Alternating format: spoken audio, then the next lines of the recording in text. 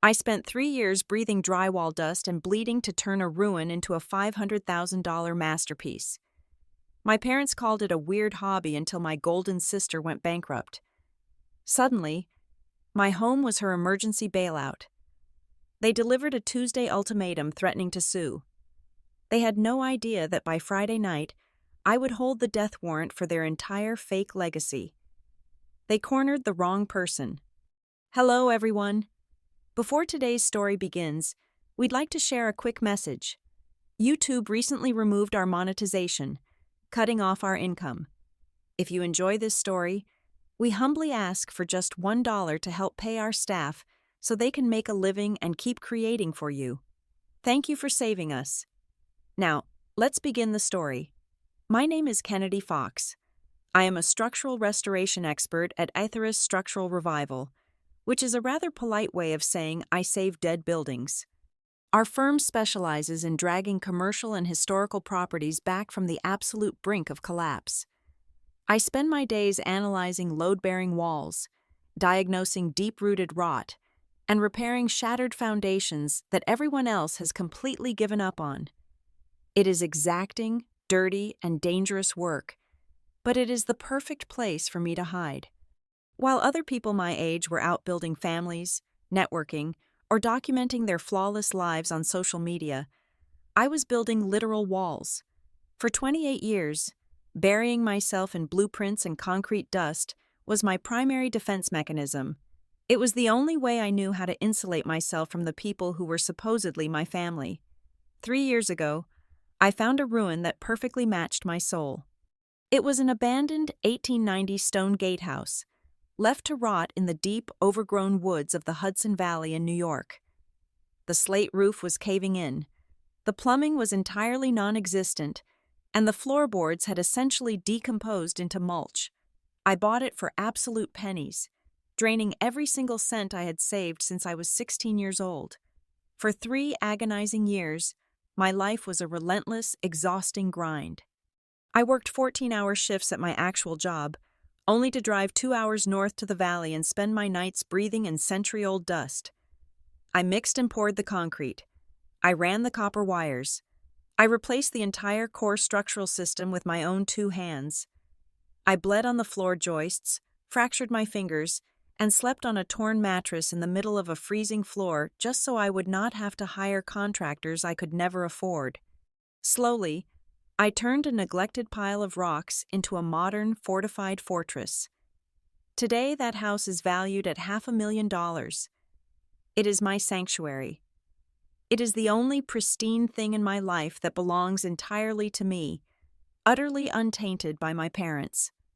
Then came the phone call that shattered my quiet existence. My father, Arthur, is a former city councilman currently grooming his public image for a state senate run. He does not converse with his children. He issues legislative decrees. When he called me on a Tuesday afternoon, he did not bother asking how my day was or if I was still breathing. He simply informed me, with the casual, breathtaking arrogance of a king addressing a serf, that my younger sister Chloe had run into some severe financial trouble. Chloe is the golden child. She has spent her entire adult life floating from one luxurious, parent-funded failure to another. His solution to her latest bankruptcy was predictably simple. I was to immediately sign the deed of my newly finished house over to her. When I flatly refused, his paternal mask slipped, revealing the tyrant underneath. His voice went ice cold. He threatened to drag me into court using some obscure, twisted legal loophole regarding familial financial contributions. He actually claimed that because they provided for me as a child, they held a permanent equity stake in my adult assets. It was an absurd, legally baseless threat, but he delivered it with the absolute certainty of a man who had never faced a consequence in his life. That specific threat is exactly how I found myself sitting in the sterile, aggressively modern office of Valerie Vance. Valerie is a ruthless defense attorney who specializes in white-collar crime and corporate fraud. She has the rigid posture of a striking snake and dark eyes that look like they could effortlessly cut through solid glass. She is absolutely not the kind of lawyer you hire to draft a friendly mutual agreement. She is the lawyer you hire when you want to leave nothing but scorched earth and weeping enemies behind. I sat directly across from her massive mahogany desk, my calloused hands tightly folded in my lap, feeling the familiar, suffocating weight of my family's demands pressing heavily down on my chest. I felt like a child again, waiting for the axe to fall. I placed my phone on her pristine desk and hit play on the voice message my mother had left right after my father's initial call. My mother's voice immediately filled the quiet room, dripping with thick, weaponized guilt. "Kennedy, darling, you are being incredibly selfish and frankly embarrassing. We gave you life. We housed you, fed you, and put up with your exceedingly difficult phases. The absolute least you could do is step up and help your sister when she is literally drowning in debt. We will sue you if we have to, sweetie. Do not make us destroy your little hobby project just to teach you a basic lesson about family loyalty." I braced myself. I waited for Valerie to offer a sympathetic nod, a sigh of pity, or a gentle word of reassurance. I had spent my whole life expecting people to tell me to just give in and keep the peace. Instead, Valerie leaned slowly back in her expensive leather chair. A low rumble started deep in her chest, rising rapidly into a bright, cold, and utterly savage laugh. It was not a laugh of amusement. It was the visceral, unfiltered laugh of an apex predator that had just caught the distinct scent of blood on the wind. "They want to claim financial contribution?" Valerie asked, her smile stretching to reveal perfect, predatory teeth. "Oh, Kennedy, this is going to be incredibly fun." In that exact crystallizing second, something fundamental and irreplaceable snapped inside my chest. The heavy, dark dread that had chained me to my parents' expectations for 28 long years simply evaporated into thin air. I looked at Valerie, and I did not see a shield to hide behind. I saw a sharpened weapon waiting to be wielded. For my entire existence, I had played defense. I had built massive walls, hidden in the exhausting routine of my work, and retreated to my stone gatehouse just to survive their toxic gravitational pull. But sitting in that freezing office, listening to the fading echoes of that ruthless laugh, I realized I did not need to defend my foundation anymore. They had pushed me too far, assuming I was the same quiet girl they had always ignored. I was not. I was a structural expert, and I knew exactly how to find the weakest load-bearing pillar in their lives. It was time to stop bracing for impact. It was time to start breaking their foundation. To understand the sheer audacity of my parents demanding my home, you must first understand the toxic theater they have directed for decades. My father operates under the steadfast delusion that his local political influence elevates him to royalty. My mother is the quiet architect of our family's public relations, a master manipulator who can completely rewrite reality with a disappointed sigh. Together, they have aggressively marketed themselves as the quintessential, flawless American family. At the absolute center of this nauseating, carefully curated museum exhibition is my sister, Chloe. She is a lifestyle influencer. That is simply a modern, polite term for a professional dependent. Her entire existence is a relentless, exhausting parade of curated perfection broadcasted to strangers. She constantly posts about her so-called entrepreneurial journeys, launching aesthetically pleasing but functionally useless startups that quietly die within 6 months. When these hollow vanity projects inevitably collapse under the sheer weight of her incompetence, she does not take responsibility. She turns her camera on, cries beautifully about the toxic business world, and seamlessly plays the tragic victim. My parents swoop in, wipe away her tears, and magically erase her massive debts, framing her failures as brave attempts at greatness. The disparity between our worlds went beyond a mere contrast. It was profoundly, psychologically, devastating. While my parents gladly bankrolled Chloe's month-long spiritual retreats to Dubai, ostensibly to find inspiration for an organic candle line that never saw the light of day, I was grinding through 14-hour shifts.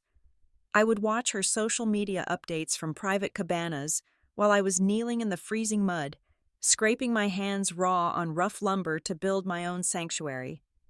Through it all, I never asked them for a single dime. I accepted very early on that their financial support, their emotional bandwidth, and their love were strictly finite resources, and Chloe had monopolized the entire supply.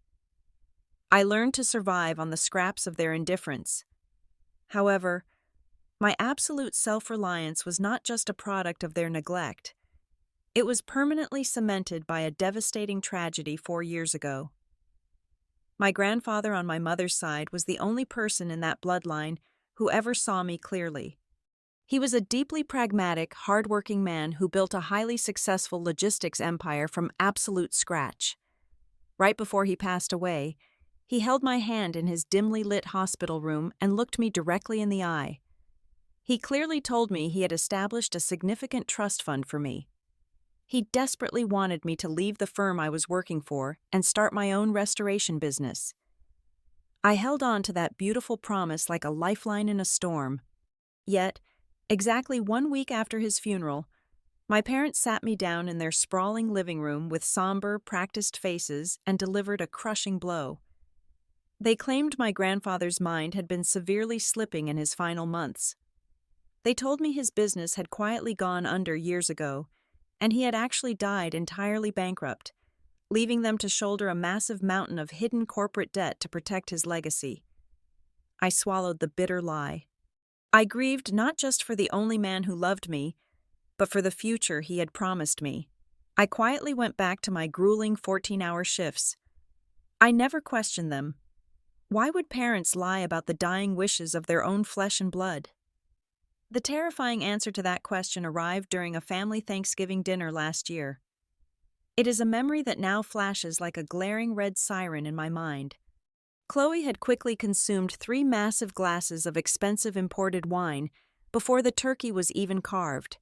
She was loudly, carelessly lamenting the recent, spectacular failure of her boutique activewear brand. I was sitting at the absolute farthest edge of the table, quietly eating my meal, completely invisible to the room as usual. Suddenly, Chloe waved her manicured hand dismissively and laughed a shrill, sloppy laugh. Honestly, thank God for the secret family backup fund, right? If it had not bailed me out of this third bankruptcy, I would literally be living in a cardboard box by now. The entire dining room instantly went dead silent. The temperature seemed to plummet 10 degrees in a single heartbeat. My mother's silver fork clattered violently against her expensive porcelain plate. My father shot Chloe a look so venomous and filled with raw panic that it could have stopped a heart. I slowly looked up, my eyes darting between the 3 of them. A secret family backup fund? A fund robust enough to silently absorb 3 consecutive massive corporate bankruptcies? Where exactly did a mid-level politician and his socialite wife acquire that kind of untraceable, bottomless liquid cash? Especially right after supposedly taking on my grandfather's crushing financial ruins? My parents quickly laughed it off, loudly blaming Chloe's wild imagination and the strong wine. They immediately, aggressively changed the subject to my father's upcoming campaign trail. But the catastrophic damage was already done. Sitting in Valerie's office now, staring at her predatory smile, the memory of that dinner played back in my mind with terrifying, high-definition clarity. I mentally stacked Chloe's lavish, impossible lifestyle against my parents' arrogant entitlement, and finally, against the ghostly echo of my grandfather's dying promise. A violent, icy chill ran straight down my spine, rooting me to the chair. The foundation of my entire family history was not just flawed, it was completely, maliciously fabricated. The sickening realization hit me like a physical blow to the chest. I absolutely had to find my grandfather's actual will. I did not leave Valerie's office that day with a defensive strategy.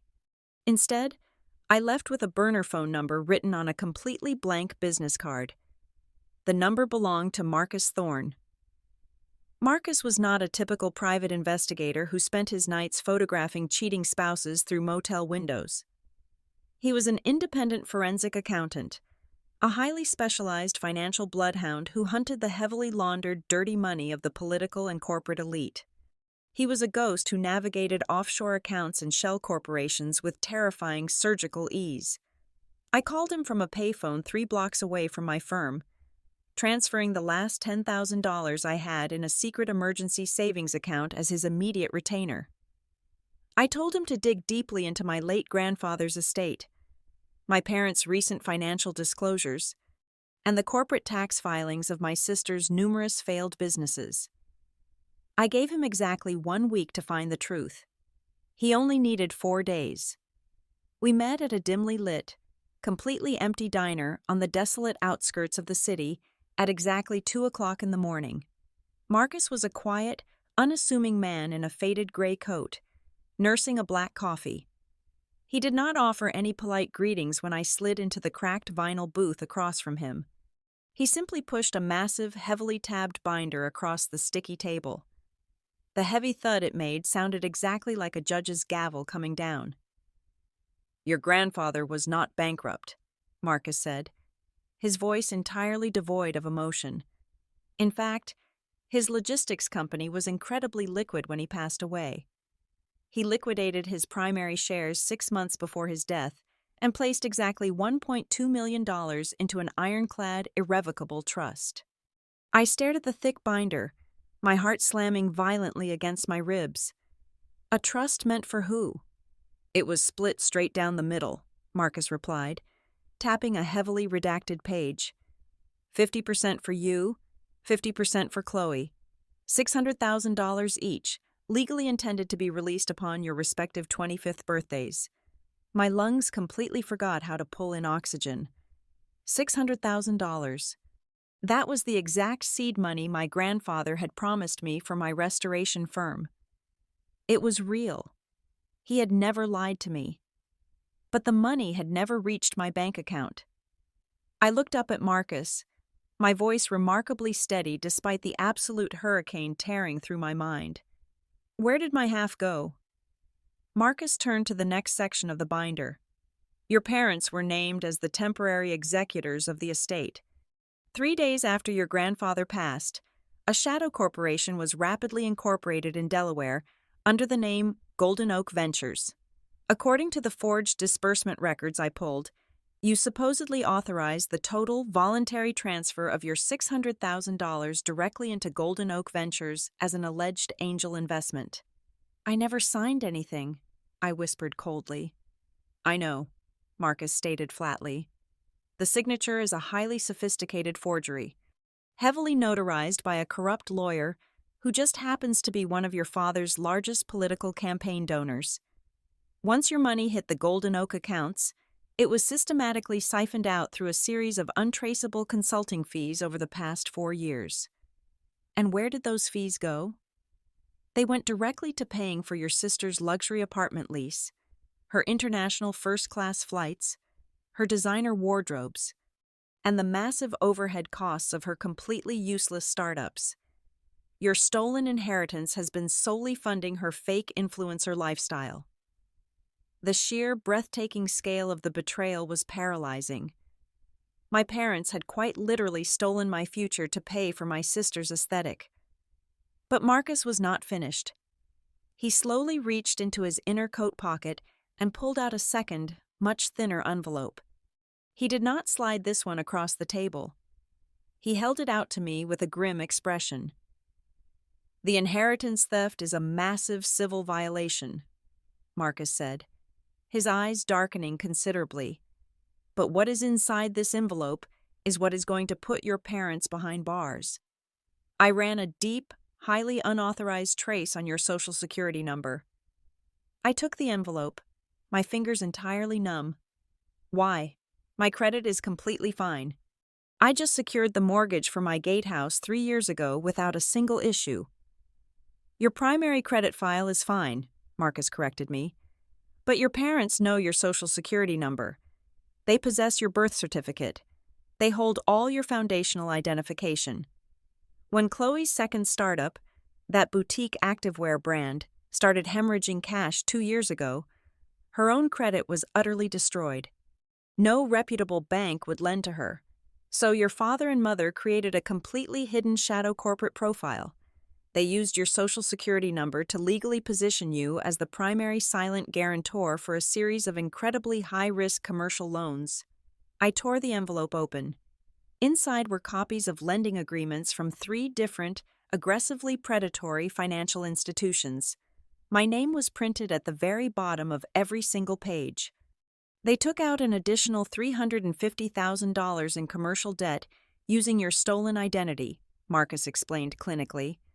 They have been making the absolute minimum monthly payments from the Golden Oak Shell Company just to keep the loans out of default and keep them entirely hidden from your standard personal credit reports.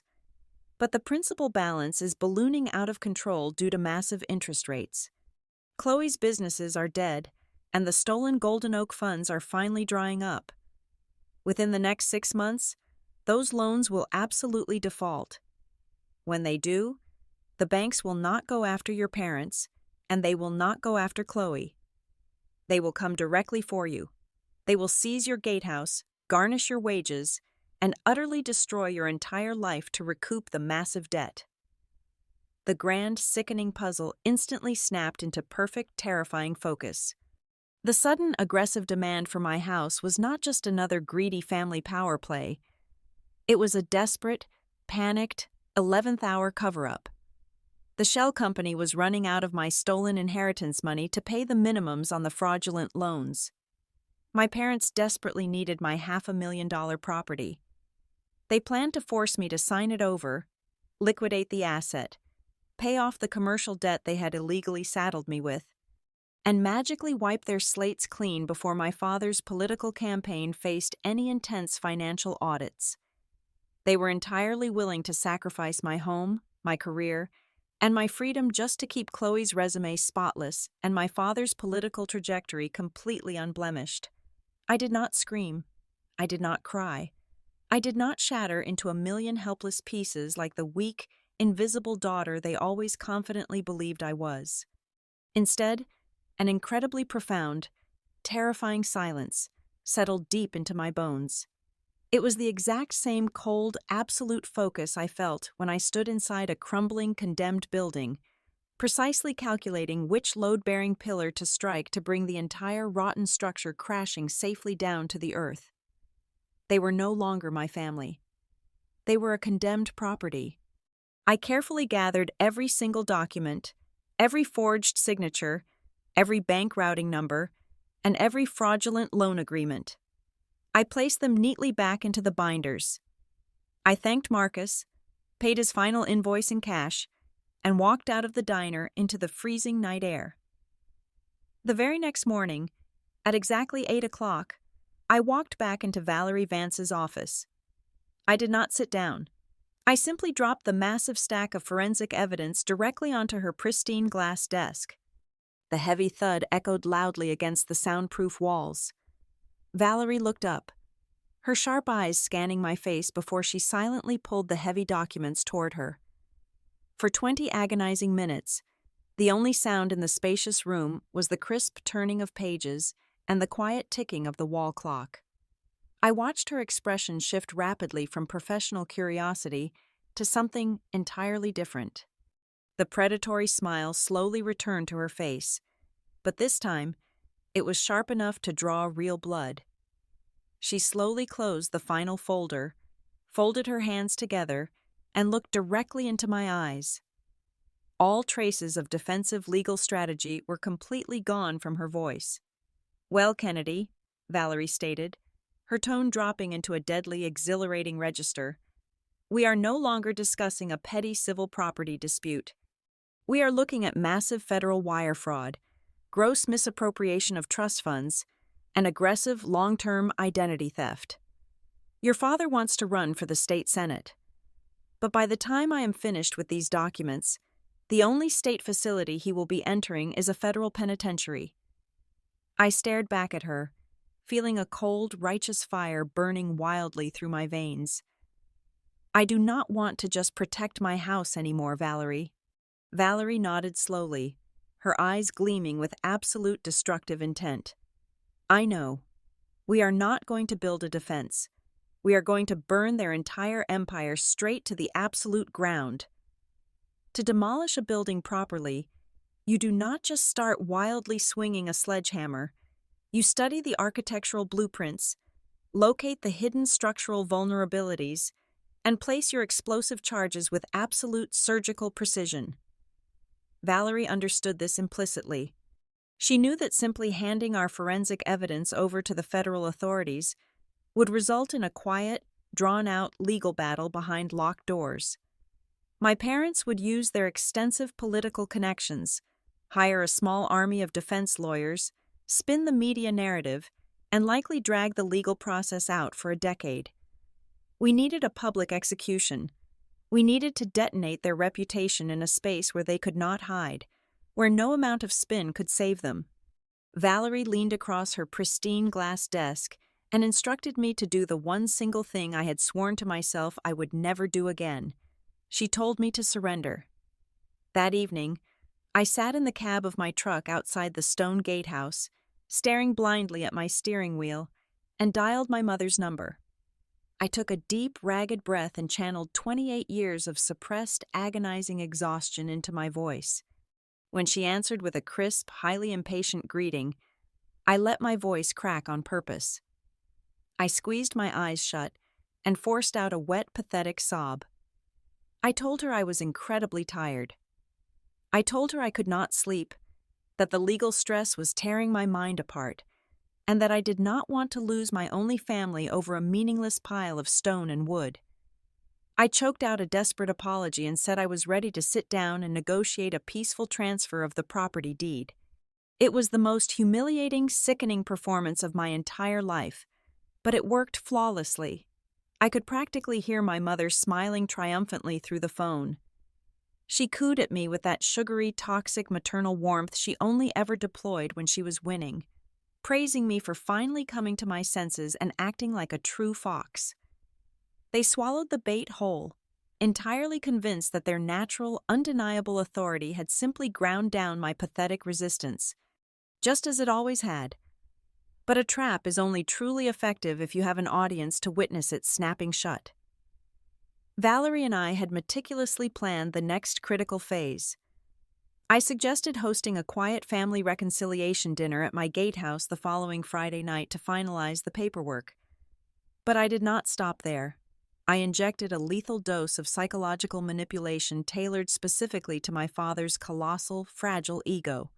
I told my mother that if I was going to sign over my life's work, I needed my father to finally see me as an equal, a responsible adult. I casually mentioned that my father should invite a few highly esteemed guests to witness our beautiful family reconciliation. I specifically dropped the name of Senator Hayes, the most prominent political powerhouse in the state and the primary financial backer for my father's upcoming campaign. Then, as a seemingly innocent afterthought, I suggested Chloe bring along the female marketing director of the luxury fashion house she had been desperately courting for months. I framed it perfectly as a golden opportunity for Chloe to show her potential corporate sponsors what a strong, united, and deeply supportive family she came from. It was a ridiculously obvious trap, but it perfectly exploited my father's fatal flaw, his blinding arrogance. He thrives on theatrical displays of power. The opportunity to play the magnanimous, forgiving patriarch who could easily bring his rebellious, stubborn daughter to heel, all while hosting a rustic, chic dinner party in a gorgeous, $500,000 property that was about to be officially his, was absolutely irresistible to him. It was the ultimate political optics. He desperately wanted to show Senator Hayes that if he could govern his unruly family with such grace and absolute control, he could easily govern a state. He agreed to the entire guest list within 1 hour, completely blind to the terrifying fact that he was personally inviting the exact audience who would soon watch his entire life burn. The following 7 days were the most peaceful of my entire existence. The suffocating, heavy anxiety that had plagued me for years was entirely gone, replaced by a cold, hollow tranquility. I spent the entire week meticulously cleaning my sanctuary. I polished the custom cherry wood dining table until it gleamed like dark glass under the chandelier. I spent hours silently wiping down the solid oak stair treads I had cut and stained myself, running my bare hands over the strong, unyielding grain. I prepared an elegant, incredibly elaborate menu, methodically chopping vegetables and simmering sauces with the precise, rhythmic motions of a soldier calmly loading a rifle. While I maintained the perfect, quiet illusion of domestic submission out in the Hudson Valley, Valerie was moving like a shadow through the financial underbelly of the city. Her legal team was working around the clock, finalizing massive, highly detailed whistleblower reports. They were compiling every single forged signature, every fraudulent loan document, and every single wire transfer from the Shadow Corporation. They were preparing airtight, devastating dossiers to be hand-delivered directly to the Criminal Investigation Divisions of the Internal Revenue Service and the Federal Bureau of Investigation on Monday morning. I did not feel any fear. I did not feel a single drop of guilt. As I set the heavy, expensive silverware on the dining table on Friday afternoon, carefully aligning each knife so the blade faced inward, I felt nothing but absolute, terrifying clarity. The charges were set. The wires were perfectly connected. I was just waiting for the prey to walk comfortably through the front door and step directly onto the trigger. At exactly 7 o'clock on Friday evening, the heavy crunch of expensive tires on my gravel driveway signaled the arrival of my guests. I stood in the shadowed hallway, watching through the front window as two luxury vehicles parked side by side. Senator Hayes and a highly influential fashion marketing director stepped out of a sleek black town car, while my parents and Chloe emerged from my father's pristine sport utility vehicle. From the very first second my family crossed the threshold, their behavior was profoundly nauseating. They did not enter my home. They occupied it. My father immediately puffed out his chest, gesturing broadly at the soaring vaulted ceilings and the exposed brickwork I had painstakingly restored, taking full proprietary credit through his arrogant body language. Chloe walked past me without a single word of greeting, her eyes darting greedily around the living room, mentally calculating the resale value of my custom-built oak bookshelves. She ran her perfectly manicured fingers over the imported granite countertops with the possessive stroke of a conqueror claiming her spoils. My mother, Beatrice, offered me a tight, bloodless smile that did not reach her cold eyes, handing me a cheap bottle of grocery store wine while loudly praising the architecture to the senator as if she had designed it herself. The senator and the fashion director were genuinely captivated by the beautiful space. They marveled at the exceptional craftsmanship, completely unaware that the woman who actually built every inch of it was standing right next to them, being treated like a hired caterer. My father seamlessly guided everyone to the massive cherry wood dining table I had built from scratch. He strategically seated Senator Hayes to his immediate right and the director to his left, placing himself at the absolute head of the table. I was relegated to the very end, opposite him, physically and symbolically marginalized in my own house. For the first 45 minutes, I played my assigned role to absolute perfection. I quietly served the roasted tenderloin, poured the expensive wine they had brought solely for themselves, and smiled meekly whenever spoken to. The air in the room grew thicker with every passing second, heavy with the suffocating weight of my family's performance. My father regaled the senator with entirely fabricated tales of our deeply bonded family, carefully dropping political buzzwords about unity, sacrifice, and the fundamental strength of the American household. Chloe spent the entire appetizer course enthusiastically agreeing with the fashion director about the vital importance of authentic corporate branding, a deeply ironic conversation considering every single aspect of her current life was heavily subsidized by stolen money. When the plates were finally cleared and dessert was served, my father decided it was time for his grand, theatrical climax. He gently tapped his crystal wine glass with a silver spoon. The sharp, high-pitched chime cut through the polite dinner chatter, demanding absolute silence. He stood up slowly, smoothing his tailored suit jacket, looking down the length of the table with the practiced, benevolent gaze of a gracious king addressing his loyal subjects. "My dear esteemed friends," my father began, his voice projecting richly off the stone walls, calibrated perfectly to reach the senator's ears. "We gathered here tonight not just to share a wonderful meal, but to celebrate the enduring power of family. In this chaotic modern world, it is so incredibly easy to lose sight of what truly matters. We face hardships, we stumble, but a real family catches those who fall." He paused, looking directly at Chloe with a sickeningly sweet expression, before shifting his gaze to me.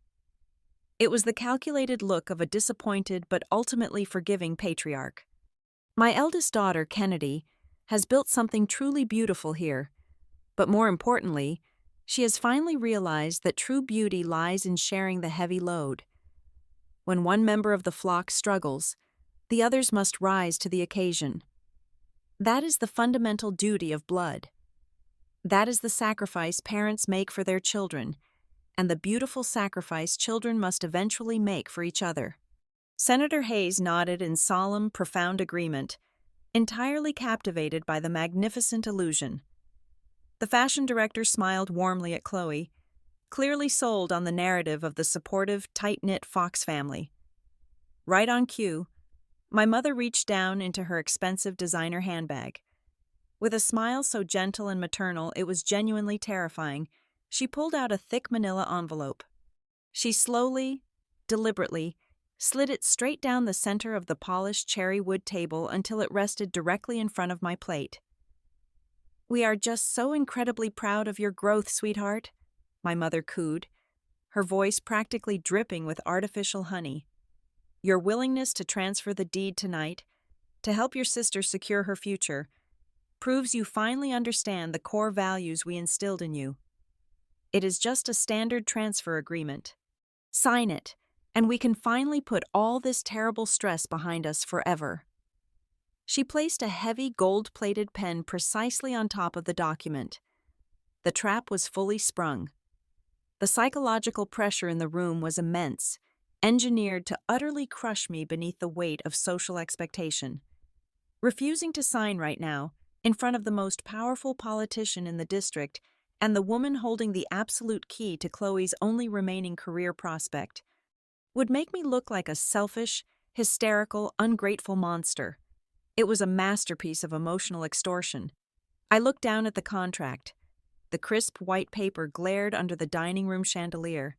It was entirely drawn up in Chloe's name, effectively handing over a property worth $500,000 for exactly 0 cents in return, citing love and affection as the legal consideration. I slowly reached out and picked up the heavy pen. The cold metal felt grounding against my skin. I let the silence stretch indefinitely. I let the seconds tick by, heavy, awkward, and agonizingly tense. The senator cleared his throat quietly. The fashion director shifted her weight. Across the long table, Chloe leaned back comfortably in her upholstered chair. She lifted her expensive wine glass to her lips to hide a vicious, triumphant smirk that she simply could not contain. She genuinely thought she had won. She firmly believed that the quiet, invisible sister had finally shattered completely under the immense pressure of their collective authority. My father watched me like a hawk, his eyes demanding immediate obedience. I let my hand hover directly over the signature line, my fingers trembling just slightly, delivering a flawless performance of a totally defeated woman desperately clinging to the very last shred of her dignity. Then, a sound tore through the heavy atmosphere. The sharp, piercing chime of the front doorbell echoed loudly through the vaulted ceiling. My father frowned, visibly annoyed that his perfect, triumphant finale had been violently interrupted. "Are we expecting someone else?" he snapped, his benevolent mask slipping for a tiny fraction of a second.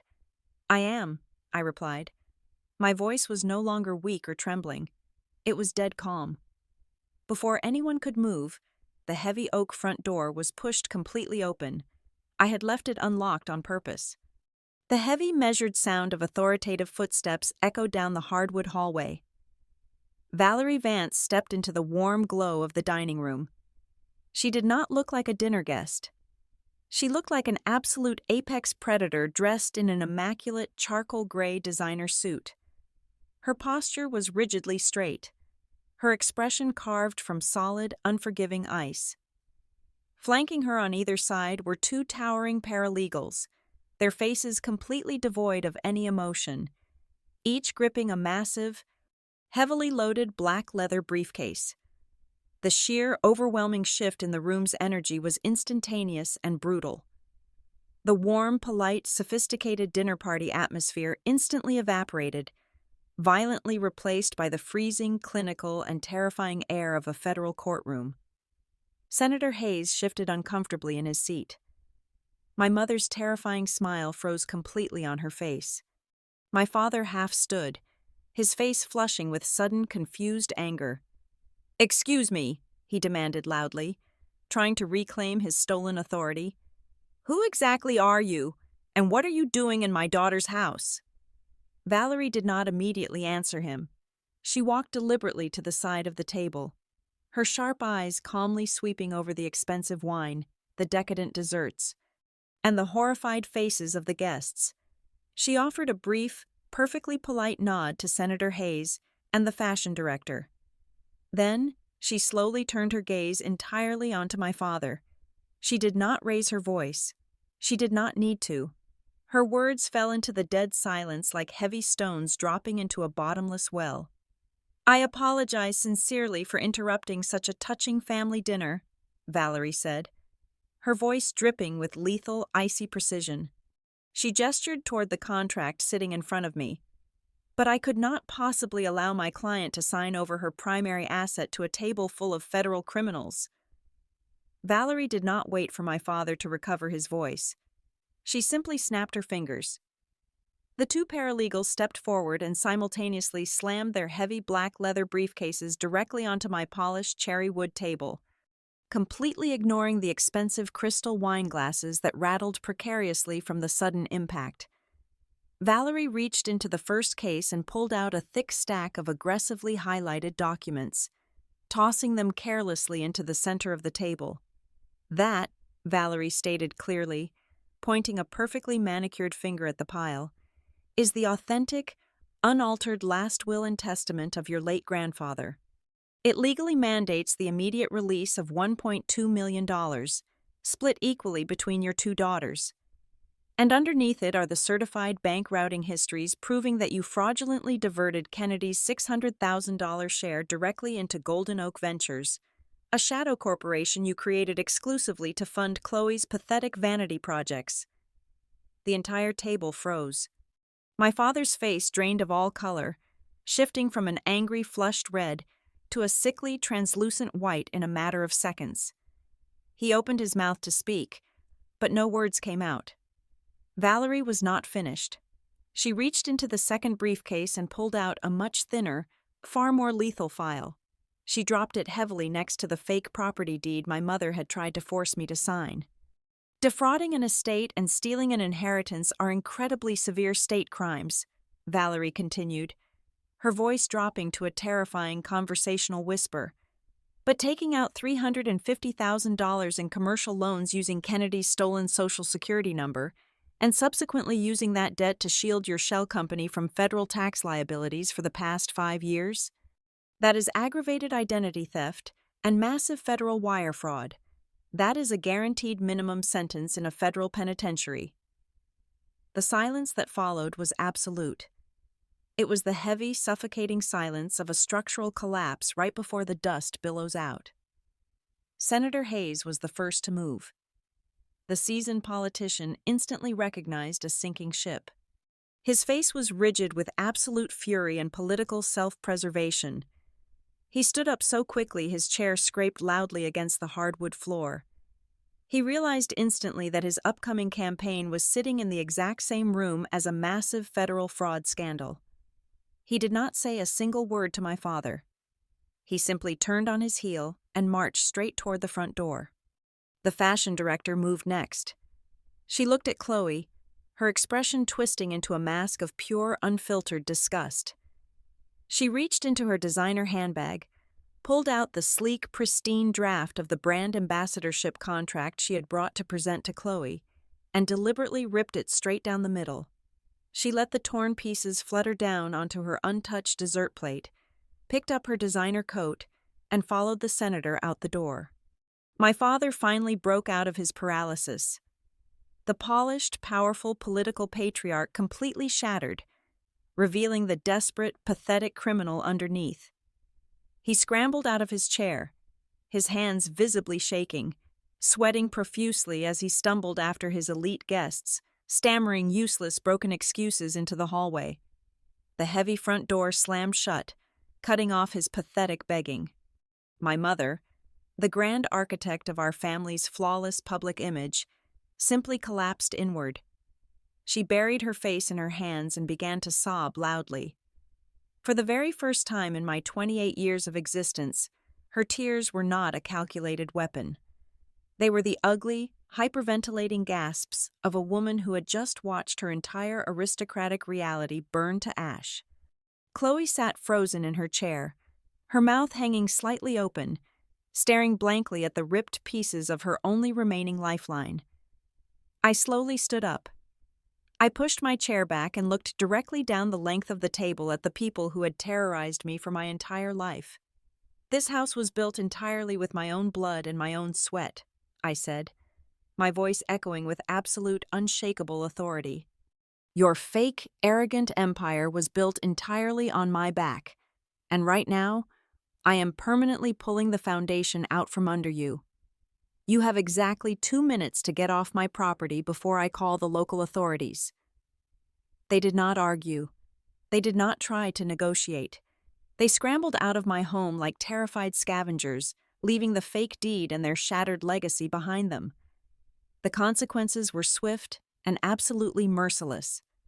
3 weeks later, agents from the Federal Bureau of Investigation and the Internal Revenue Service simultaneously raided my parents' home and my father's campaign headquarters. His political career evaporated overnight, entirely replaced by a looming, multi-count federal indictment. Chloe instantly lost everything. Without the stolen money propping her up, she was forced to declare actual, agonizing bankruptcy. Her social media accounts went completely dark, and she is currently working 12-hour shifts at a nameless suburban coffee shop just to afford a tiny studio apartment. As for me, I am sitting outside right now. I am drinking a hot cup of coffee on the second-story custom wooden balcony I built with my own 2 hands. The massive financial settlement from the civil lawsuit has already cleared into my private accounts, securing my restoration firm's future for the rest of my life. I look out over the quiet, sprawling green woods of the Hudson Valley, and a deep, genuine smile crosses my face. The abandoned, rotting pile of stones I bought 3 years ago is now an impenetrable fortress. The walls are solid, the foundation is flawless, the house is still standing strong, and finally, so am I. Thank you so much for listening to today's story. We hope you enjoyed it. As an ad-free channel, your support is what keeps us alive. Please support Vivian Revenge Stories with just $1 via the QR code on the screen, or click the link in the description box or pinned comment. Also, we'd love to connect with you. Please leave a comment telling us which city or state you're listening from. Thank you for standing with us, and see you in the next stories.